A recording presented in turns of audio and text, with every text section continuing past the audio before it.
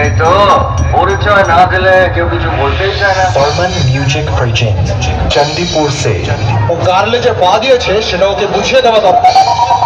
Sound testing.